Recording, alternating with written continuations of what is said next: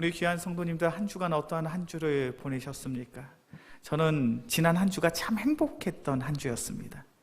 왜 행복했을까요? 왜 행복했을까요? 고난주간 특별 새벽 기도회가 있었기 때문에 너무너무 행복하더라고요. 혹시 저만 행복했습니까? 우리 이 자리에 나오신 귀한 성도님들도 참으로 행복했던 고난주간 특별 새벽 기도회 시간이 되신 줄로 믿습니다. 제가 특별히 고난주간 특별 새벽 기도회가 너무너무 행복했던 이유는 지난 3년 동안 우리가 제대로 모일 수가 없었잖아요. 매년마다 고난주간이 있었고 매년마다 부활주일이 있었지만 정부의 눈치를 보냐고 함께 예배하는 것이 참 쉽지가 않았습니다. 그런데 이제는 자유함을 가지고 함께 찬양할 수 있고 함께 말씀을 들을 수 있고 함께 기도할 수 있음이 너무너무 감사하더라고요. 매일마다 우리 귀한 직분자들이 혹은 우리 전도에서 나와서 함께 기도해 주심이 감동이 되었고, 또 우리 성도님들이 성금요 기도회를 통하여 또 눈물로써 기도하는 모습 속에 또 하나님의 은혜가 느껴져 또 감사했고, 오늘은 또 부활주일로서 우리가 함께 예수님의 부활하심을 기뻐하며 함께 찬양하며 감사할 수 있다는 것이 너무너무 감사하더라고요. 우리가 지난 3년이라는 시간 동안 영적으로 정체되어 있거나 혹은 영적으로 침체되는 그러한 시기를 겪었다라고 이야기합니다. 영적인 정체기, 영적인 침체기가 있었다면 앞으로 어떤 시간만 있어야 될까요? 이제는 회복의 시간만이 있어야 될 줄로 믿습니다. 우리가 다시금 회복하고 우리가 다시금 예전보다 더욱 뜨거운 마음을 가지고 찬양하며 예배하며 기도할 수 있는 우리 모두가 되어지길 주의 이름으로 간절히 축원합니다. 예전에 제가 우연히 명절에 모가디슈라는 영화를 본 적이 있습니다. 이 모가디슈라는 영화는 실화를 바탕으로 한 영화라고 하더라고요. 1991년도에 소말리아에 내전이 발생하게 됩니다. 그 내전이 발생하면서 시위대가 이제 한국 대사관을 공격하게 돼요. 그래서 한국 대사관에 있는 직원들이 필사적으로 탈출하는 내용이 바로 모가디슈라는 영화의 주된 내용입니다. 이 한국 대사관에 있는 직원들이 탈출하기 위해서 어떠한 방법을 취하냐면 이탈리아 대사관으로 도망을 쳐요. 그리고 이탈리아 국적기를 타고 소말리아를 탈출합니다. 그것이 그 영화 모가디슈라는 영화의 주된 내용이에요. 시위대가 한국 대사관은 공격합니다. 그리고 한국 대사관에 있는 많은 물건들을 약탈해 갔어요. 그런데 이 시위대가 이탈리아 대사관은 공격하지 않더라고요. 왜 이 아프리카 소말리아에 있는 시위대가 이 쿠데타 세력이 한국 대사관은 공격했는데 이탈리아 대사관은 공격하지 않았을까요? 왜 그랬을까요? 이탈리아는 당시에 막강한 군사력과 정치력을 가지고 있었던 강대국이었기 때문입니다. 대사관이라는 것이 그렇죠. 대사관은 분명 타국에 있습니다. 그런데 이 대사관의 영토는 본국에 자신의 나라의 영향을 받더라는 거예요. 그래서 이 대사관이 있는 이 지역이, 이 대사관이 전 세계적으로 막강한 힘을 가지고 있는 나라라면 아무리 시위대라 할지라도 아무리 쿠데타를 일으킨 사람들이라 할지라도 그 대사관을 감히 공격하지 못해요. 대사관 안에 있는 직원들이 무서운 것이 아닙니다. 그 대사관을 지키는 그 나라가 두려운 거예요. 우리의 신앙의 원리도 그렇습니다. 우리가 살아가는 세상은 어떠합니까? 죄악된 세상이죠. 죄가 만연합니다. 죄가 가득합니다. 그렇게 세상에 있는 죄악된 것들이 우리를 미혹하고 우리를 유혹할 때가 참 많아요. 세상의 권세자들, 세상의 주권자들은 믿는 자들을 괴롭게 합니다. 믿는 자들을 힘들게 하죠. 그런 세상 속에서 우리가 안전할 수 있는 유일한 방법이 무엇일까요? 그것은 바로 하나님의 영역에, 하나님의 나라에 속해 있어야 우리가 안전한 줄로 믿습니다. 당시 1990년도 힘이 없던 한국 대사관 직원들이 이탈리아 대사관 안에 들어가면서 자신의 생명을 지킬 수 있었던 것처럼 우리가 이 죄악된 세상 속에서 우리의 생명을, 우리의 안전을 지킬 수 있는 그 유일한 방법은 우리가 하나님의 영역 속에 속해 있는 거예요. 하나님의 나라에 속해 있을 때 우리가 가장 안전할 수 있더라는 거예요. 오늘 본문의 말씀이 바로 그것에 대해서 말씀하고 있죠. 오늘 본문의 말씀입니다. 시편 16편 1절의 말씀이에요. 시편 16편 1절의 말씀 함께 봉독합니다. 하나님이여 나를 지켜주소서. 내가 주께 피하나이다. 그리고 5절과 6절의 말씀도 함께 봉독합니다. 여호와는 나의 산업과 나의 잔의 소득이시니 나의 분깃을 지키시나이다. 내게 줄로 재어준 구역은 아름다운 곳에 있음이요 나의 기업이 실로 아름답도다. 다윗이 고백합니다. 하나님께서 나를 지켜주옵소서. 내가 하나님의 나라에, 하나님의 영역에 속한 자로서 내가 하나님의 품 안으로 피하겠습니다. 하나님께서 나의 산업이 되시고 나의 잔의 소득이 되시고 나의 분깃이 되십니다. 하나님이 나의 가정을 지키실 수 있고 나의 산업을 지키실 수 있고 나의 소득을 책임져 주시는 분입니다. 나의 삶 속에 아름다운 결실을 맺을 수 있는 그 유일한 방법은 바로 하나님께서 나의 삶을 책임져 주시는 겁니다. 다윗이 바로 이것을 고백하고 있어요. 다윗이 경험한 하나님의 축복은 이러한 축복이었어요. 우리가 잘 아는 것처럼 다윗은 사울 왕에 의해서 쫓김을 당하게 됩니다. 얼마나 집요하게 이 사울 왕이 다윗을 괴롭게 하고 다윗을 죽이려 했는지 몰라요. 그런데 한번 생각해 보셨으면 좋겠어요. 왜 사울 왕이 그토록 집요하게 다윗을 죽이려고 했을까? 그토록 잔인하게 집요하게 왜 사울 왕은 그렇게 다윗을 괴롭게 하고 죽이려고 했는가? 그 이유는 단 한 가지입니다. 다윗의 권세가 다윗의 힘이 쇠약해지지 않았기 때문이에요. 생각해 보셨으면 좋겠어요. 만약에 사울 왕의 입장에서 다윗을 괴롭히고 다윗을 힘들게 함에 의해서 다윗의 권세가 점점 쇠약해지고 있다면, 다윗을 따르던 무리의 사람들이 뿔뿔이 다 흩어져 버렸다면, 그렇다면 사울 왕의 입장에선 굳이 다윗을 추격하고 다윗을 죽일 필요가 있을까요? 아니요, 사울 왕의 입장에선 전혀 그럴 필요가 없어요. 나는 왕인데, 그리고 다윗은 시간이 지나면 지날수록 쇠약해지고 있는데 내가 굳이 그렇게 힘들게 어렵게 다윗을 추격할 필요가 어디에 있겠는가? 그런데 사울 왕은 죽기 직전까지 다윗을 추격했습니다. 다윗을 집요하게 괴롭혔어요. 그 이유가 무엇입니까? 다윗의 세력이 약해지지 않는 거예요. 다윗의 권세가 약해지지 않는 거예요. 수일이 지나고 수개월이 지나고 수년이 지났음에도 불구하고 여전히 이 다윗의 세력은 사울의 왕권의 가장 강력한 반대 세력이 되어버렸다는 거예요. 왜 이런 일이 발생하게 되었습니까? 다윗의 고백이죠. 하나님께서 나를 지키시고 하나님께서 나의 가정을 돌보시고 하나님께서 나의 무리를 살피시니 결코 쇠약해지지 않더라. 성경의 가르침이 무엇입니까? 하나님의 영역에 속한 자는 하나님께서 지키시는 줄로 믿습니다. 하나님께서 번성케 하시는 줄로 믿습니다. 하나님께서 창대케 하시는 줄로 믿습니다. 창세기의 말씀을 보면 믿음의 조상 아브라함의 인생이, 이삭의 인생이, 야곱의 인생이, 요셉의 인생이 동일했습니다. 그들은 한 작은 유목 민족에 불과했습니다. 자신의 가진 소득이 그리 많지 않았어요. 그런데 하나님께서 지키시고 하나님께서 그를 번성케 하시고 하나님께서 그를 창대케 하시니 아브라함도 이삭도 야곱도 요셉도 당대의 가장 뛰어난 부자가 되어 있더라는 거예요. 그들이 그러한 부요함을 누릴 수 있었던 것, 당대의 가장 큰 거부가 될 수 있었던 이유는 하나님께서 지키시고 하나님께서 돌보셨기 때문이에요. 1900년에 한 논문이 출간됩니다. 이 논문의 부제는 이렇습니다. 교육과 유전의 연구, 그리고 가로 열고 주크 가문, 에드워즈 가문. 이 논문의 주요 내용이 무엇이냐면 동시에 살았던 두 가문을 비교해 보는 거예요. 그러면서 교육과 신앙이 이 가문의 후손들에게 어떠한 영향을 끼쳤는지 그것을 살피는 논문이었습니다. 먼저는 우리가 너무나도 잘 알고 있는 조나단 에드워즈의 가문이죠. 조나단 에드워즈가 누구인지 너무나 잘 알고 계시죠. 그는 목회자이고 그는 신학자였습니다. 특별히 미국의 대각성 운동의 그 중심에, 부흥의 역사의 중심에 있었던 목회자가 바로 조나단 에드워즈예요.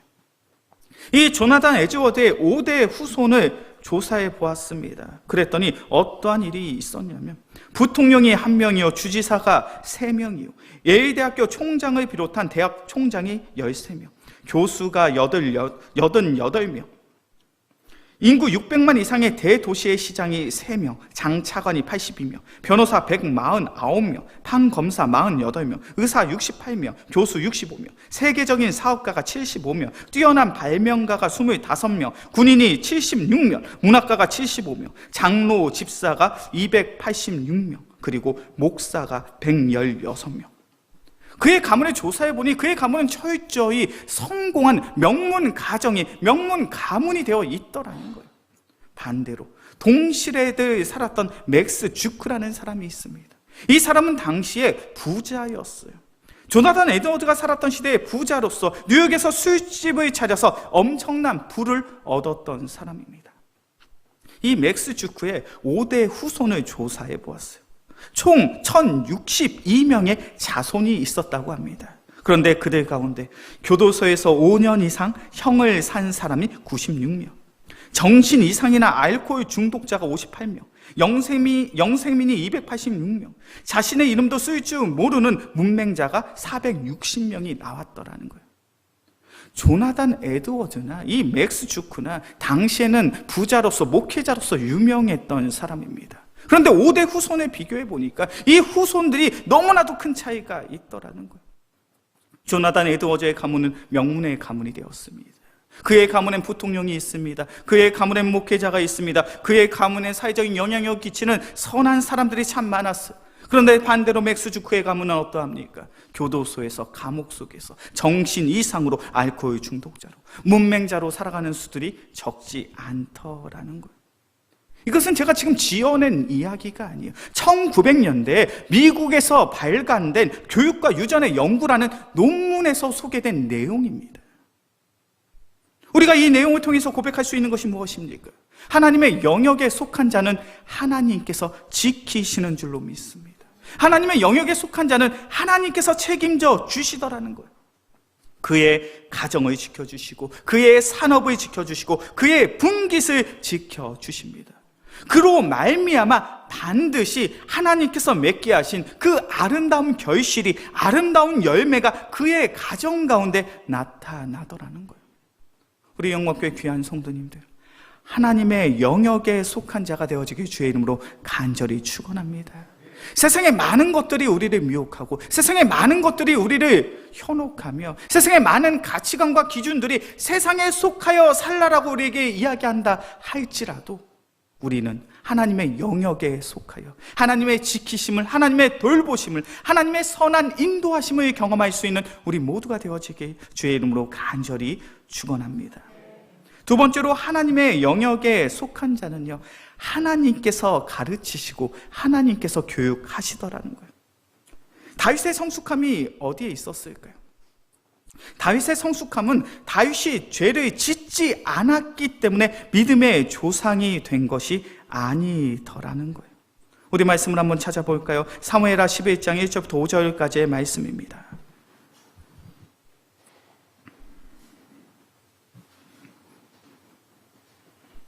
사무엘하 11장 1절에서부터 5절까지의 말씀, 다윗이 어떤 죄를 지었는가?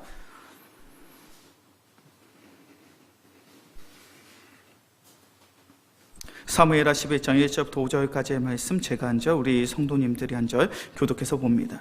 그 해가 돌아와 왕들이 출전할 때가 되매 다윗이 요압과 그에게 있는 그의 부하들과 온 이스라엘 군대를 보내니 그들이 암몬 자손을 멸하고 랍바를 에워쌌고 다윗은 예루살렘에 그대로 있더라.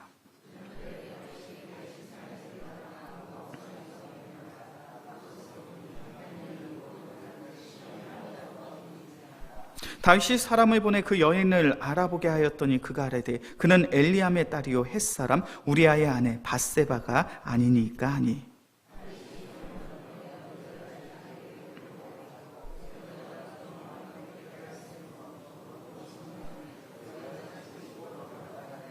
함께 봉독합니다. 그 여인이 임신함에 사람을 보내 다윗에게 말하여 이르되 내가 임신하였나이다 하니라 하매.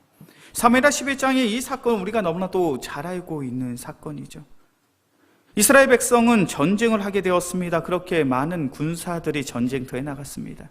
이제 다윗은 노년의 시기를 보내게 됩니다. 그렇기에 굳이 전쟁터에 나가지 않아도 되는 그러한 상황을 맞게 되었죠. 자신의 병사들이 전쟁터에 나가 있었을 때 다윗의 선택이 무엇입니까? 오늘 사무엘하 11장의 말씀을 보면 그는 침상에서 일어나 왕궁 옥상에서 거닐었다라고 성경이 기록되어 있습니다. 좀 더 쉽게 표현하면 이런 거예요. 지금 산책을 하고 있는 거예요. 사무엘하 11장에서 이 다윗이 얼마나 영적으로 나태해졌는지를 우리는 분명히 알 수 있습니다. 나의 병사들이 전쟁터에 나가 있습니다. 그렇다면 우리가 알고 있는 다윗은 어떤 선택을 해야 됩니까? 그 병사들과 함께 전쟁터에 나가 있어야 되죠. 혹은 이제 나이가 많아서 전쟁터에 나갈 수 없게 되었다면 그 병사들을 위하여, 그 전쟁을 위하여 눈물로써 기도하고 또 기도하는 것이 옳은 다윗의 모습이었을 겁니다. 그런데 오늘 본문 속에 다윗의 선택은 그렇지가 않아요. 영적인 나태함과 게으름에 빠져 있습니다. 자신의 병사들이 전쟁을 하고 있음에도 불구하고 산책을 하고 있죠. 그 산책 가운데 한 여인이 목욕하는 모습을 우연히 보게 됩니다. 그리고 다윗은 그 순간에 정욕을 참지 못하고 왕의 권력으로 그 여인과 동침을 하게 됩니다. 그리고 그 동침함으로 말미암아 이 여성은 임신을 하게 되었죠. 다윗은 분명 이 여인이 유부녀이며 이 여인이 자신이 잘 알고 있는 장수의 아내라는 사실을 분명히 알고 있었습니다. 그럼에도 불구하고 순간적인 정욕을 참지 못한 거예요. 다윗은 분명 하나님 앞에 큰 죄를 지었습니다. 가증한 죄를 지었습니다. 그럼에도 불구하고 성경은 다윗을 성군으로, 다윗을 믿음의 조상이라고 고백하는 이유가 무엇입니까? 다윗은 자신의 범죄한 속에 하나님 앞에 회개할 줄 아는 사람이었어요. 하나님의 말씀, 하나님의 가르침에 순종할 줄 아는 사람이었다는 거예요. 사무엘하 12장 13절의 말씀입니다. 사무엘하 12장 13절의 말씀 함께 봉독합니다. 다윗이 나단에게 이르되 내가 여호와께 죄를 범하였노라 하매 나단이 다윗에게 말하되 여호와께서도 당신의 죄를 사하셨나니 당신이 죽지 아니하려니와. 하나님께서 나단 선지자를 통하여 다윗을 책망했습니다. 내가 얼마나 하나님 앞에 큰 죄, 가증스러운 죄를 지었는지 아느냐. 그때 다윗의 고백이 무엇입니까? 하나님, 내가 하나님 앞에서 죄를 범했습니다. 하나님, 내가 죄인입니다. 내가 하나님의 영광을 가리우는 그러한 잘못된 선택을 했습니다. 회개를 하더라는 거예요. 특별히 16절의 말씀을 보면 다윗은 금식하고 밤새도록 기도하고 또 기도했다라고 성경은 기록하고 있죠. 다윗이 믿음의 성군이요 믿음의 조상으로 평가받는 이유는 다윗이 평생의 삶 속에 죄를 짓지 않아서가 아니에요. 그의 삶 속엔 죄가 있었습니다. 그의 삶 속엔 연약함이 있었습니다. 그의 삶 속엔 넘어짐이 있었습니다. 그런데 중요한 것은 그러한 죄악 속에서, 그러한 범죄함 속에서 다윗은 하나님의 말씀에 반응하더라는 거예요. 하나님의 말씀에 반응하여 자신의 죄를 회개하고 철저히 하나님 앞에 간절히 기도할 줄 알았던 사람이 바로 다윗이라는 거예요. 참된 믿음의 성도의 삶은 어떠합니까? 하나님의 가르침을 받을 줄 알아야 될 줄로 믿습니다. 하나님이 나를 가르치시고 나를 교육하실 때 우리는 그 뜻 가운데, 그 말씀 가운데 순종할 수 있어야 돼요. 그렇게 오늘 본문의 말씀을 보면 다윗은 시편 16편을 통해서 이렇게 고백하고 있죠. 나를 훈계하신 여호와를 송축할지라 밤마다 내 양심이 나를 교훈하는도다. 다윗이 고백하는 것이 무엇입니까? 내가 매일의 삶을 살아감에 있어서 하나님께서 나에게 말씀으로, 성경으로 나를 양육하시고 나를 훈련하신다는 거예요. 나는 그 가르침 속에, 나는 그 배움 속에 온전한 한 명의 성도로서 성장할 수 있게 되었다는 거예요. 우리 영광교회 귀한 성도님들, 우리는 너무나도 연약한 존재여서 때론 세상의 미혹과 현혹 속에 하나님 앞에서 가증스러운 죄를 범할 수 있습니다. 다른 이들에게 말할 수 없는 그러한 죄악된 삶이 우리의 삶 속에 있을 수 있어요. 그때 하나님께서 우리에게 허락하신 은혜가 무엇입니까? 말씀을 통하여, 성경을 통하여 우리가 얼마나 가증스러운 죄를 지었는지 하나님께서는 우리에게 말씀하시는 줄로 믿습니다. 그런 말씀이 있을 때, 그런 깨달음이 있을 때 영적으로 반응할 수 있는 우리 모두가 되어지길 주의 이름으로 간절히 축원합니다. 하나님 앞에서 구차한 변명들을 내놓으면서 그 위기를 모면하려고 하는 것이 아니라 주님, 내가 죄인입니다. 나의 마음속에 죄악된 마음이 있어서 하나님 앞에서 범죄했습니다. 나의 연약함을, 나의 부족함을 긍휼히 여겨주사 하나님의 말씀으로 말미암아 더욱 굳건한 믿음을, 견고한 신앙을 가지고 살아가게 하여 주옵소서라고 믿음으로 고백할 수 있는 우리 모두가 되어지길 주의 이름으로 간절히 축원합니다.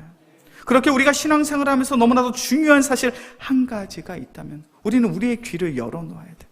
우리의 귀를 열어놓는다는 것이 무엇을 의미할까? 하나님의 말씀을 기쁨으로 받을 준비가 되어 있어야 할 줄로 믿습니다.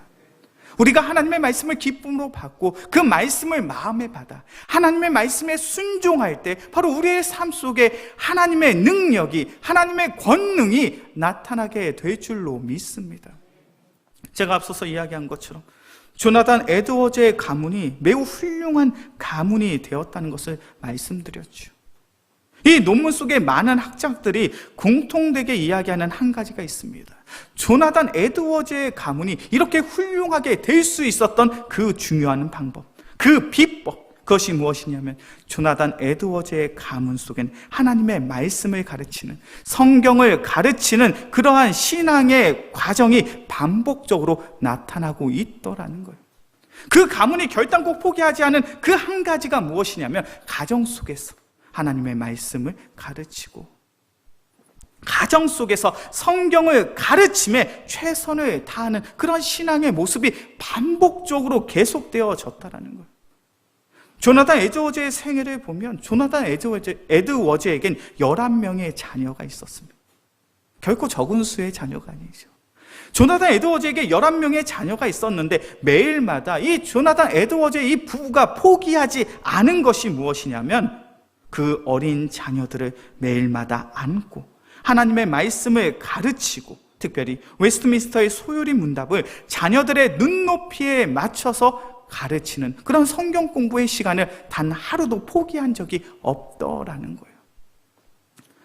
자녀를 자신의 무릎에서 혹은 자녀를 안고 하나님의 말씀을 가르치며 기도하는 삶을 조나단 에드워즈, 그 부부는 포기하지 않았다는 거예요. 그런데 그런 신앙의 모습은 조나단 에드워즈 부부의 헌신에서 끝난 것이 아니더라는 거예요. 조나단 에드워즈의 자녀들이 그 다음 자녀들을 위하여 동일하게 자신의 무릎에서 혹은 그 자녀를 안고 하나님의 말씀을 가르치고 그 후손들이 그 후손들에게 또다시 하나님의 말씀을 가르치는 신앙의 과정이 그의 가문 속에서 계속되었다는 거예요. 하나님의 말씀에는 능력이 있는 줄로 믿습니다. 성경에는 능력이 있죠. 그렇게 디모데후서 3장 16절과 17절의 말씀은 우리에게 이렇게 말합니다. 모든 성경은 하나님의 감동으로 된 것으로 교훈과 책망과 바르게 함과 의로 교육하기에 유익하니 이는 하나님의 사람으로 온전하게 하며 모든 선한 일을 행할 능력을 갖추게 하려 함이라. 말씀에는, 성경에는 능력이 있더라는 거예요. 그 능력이 무엇입니까? 교훈과 책망과 바르게 함과 의로 교육하기. 하나님의 사람으로 온전하게 완전하게 되어지는 그 능력이 바로 성경을 통하여, 말씀을 통하여 나타나더라는 거예요. 조나단 에드워즈의 가정이 신앙의 명문이 될 수 있었던 이유는 자녀들이 대대손손은 그 후손들에게 하나님의 말씀을, 성경을 바르게 계승하고 바르게 전승했기 때문인 줄로 믿습니다. 우리 영목교회 귀한 성도님들, 자녀들을 양육하시고 손주들을 양육하고 계시죠. 그런 양육의 과정 속에 반드시 무엇이 있어야 되겠습니까? 하나님의 말씀이, 성경이 있어야 될 줄로 믿습니다. 우리 영광교회 귀한 성도님들, 오늘도 하나님의 말씀을 사랑하기 때문에 이 귀한 예배 자리에 나오신 줄로 믿습니다. 내가 사랑하는 그 하나님의 말씀을 우리의 자녀들에게 아름답게 계승하고 전승할 수 있는 우리 모두가 되어지게 주의 이름으로 간절히 축원합니다. 이제 말씀을 정리하겠습니다. 다윗은 시편 16편을 통하여 우리의 인생, 우리의 삶이 하나님의 영역에 속해 있어야 된다라고 말씀하고 있죠. 우리가 하나님의 영역 속에 속하여 살아가게 될 때 하나님께서는 우리를 지키시고 우리의 삶 속에 놀라운 축복을 허락해 주실 줄로 믿습니다. 우리가 하나님의 영역에 속해 있을 때 하나님께서는 친히 하나님의 말씀을 통하여, 성경을 통하여 우리를 가르치시고 우리를 양육하실 줄로 믿습니다. 우리 영광교회 귀한 성도님들, 하나님의 영역에서 벗어나지 않고 오직 하나님의 영역에 머물러 하나님의 영광을 위하여, 하나님의 나라를 위하여 살아갈 수 있는 우리 모두가 되어지기 주의 이름으로 간절히 축원합니다. 기도하겠습니다. 사랑해 주님 감사합니다. 주님께서 우리를 사랑하사 귀한 말씀의 자리, 귀한 기도의 자리에 우리를 불러주신 줄로 믿습니다. 우리 영광교회 귀한 성도들, 하나님의 영역에 속한 자로서 살아가게 하여 주시옵소서. 하나님의 나라에, 하나님의 영역에 속한 자가 되어 나를 지키시는 그 신실하신 하나님을 마주하며 하나님의 가르침을, 하나님의 교훈을 우리의 마음속에 담고 살아갈 수 있는 귀한 축복의 통로, 사랑의 통로가 되게 하여 주시옵소서. 그래 우리 영광교회 귀한 성도들을 통하여 그 가정이 자자손손 신앙의 가정이요 명문의 가정 되게 하여 주시옵소서. 우리의 삶을 온전히 주님 앞에 내어드리오며 우리를 사랑하시는 예수 그리스도의 이름으로 기도합니다. 아멘.